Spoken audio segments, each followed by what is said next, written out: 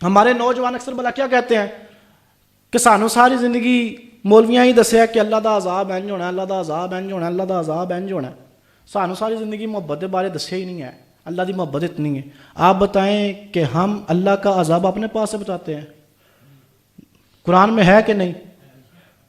خرابی ہے ان نمازیوں کے لیے جو اپنی نمازوں کو بھول بیٹھے ہیں، جو منافق ہیں ان کے لیے یہ عذاب ہے، جو گناہ کرتے ہیں، جو زنا کرتے ہیں ان کے لیے یہ عذاب ہے. یہ ہم اپنے سے بیان نہیں کرتے.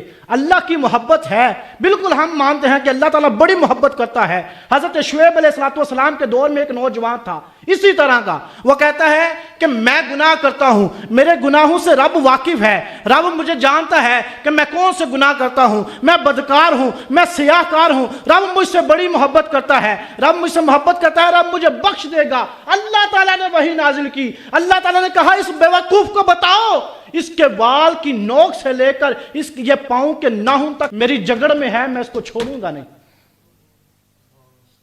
یہ کہتا ہے کہ اوپر سے گناہ کرتا ہے، اوپر سے کہتا ہے کہ رب مجھے بخش دے گا. ایسی بات نہیں ہوگی، جاؤ اسے بتاؤ.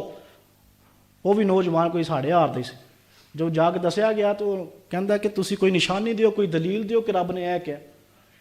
وہ کہتے ہیں کہ میں تجھے رب کا پیغام دے رہا ہوں، آگے سے تو کہہ رہا دلیل دو. پھر جاتے ہیں رب کی بارگاہ میں عرض کرتے ہیں یا اللہ، وہ نوجوان یہ کہہ رہا ہے.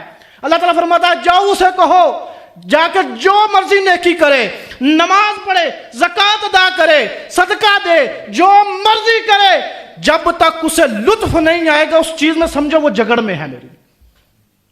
جب یہ جا کر بتایا گیا تو اس کے دل پر یہ بات چوٹ کی اور اس نے توبہ کر کے رب سے معافی مانگی. آج ہم کہتے ہیں کہ رب بخشنے والا ہے. رب بالکل بخشنے والا ہے، رب بڑا کریم ہے. داتا صاحب لکھتے ہیں، آپ لکھتے ہیں کہ ایک بندہ تھا وہ گناہ کرتا تھا، صغیرہ گناہ نہیں کبیرہ گناہ کرتا تھا. کبیرہ گناہ کر کے جا کے بازار میں اعلان کرتا کہ میں نے آج یہ گناہ کیا. جب گناہ کر کے رات کو توبہ کرتا، صبح اٹھ کے پھر گناہ کر دیتا، پھر جا کے بازار میں اعلان کرتا. 70 بار ایسے وہ گناہ کر بیٹھا. رب بڑی رحمت والا ہے، رب بڑا کریم ہے. بندہ رحمت مانگنے والا، بخشش مانگنے والا تو ہونا، رب بخشنے والا ہے.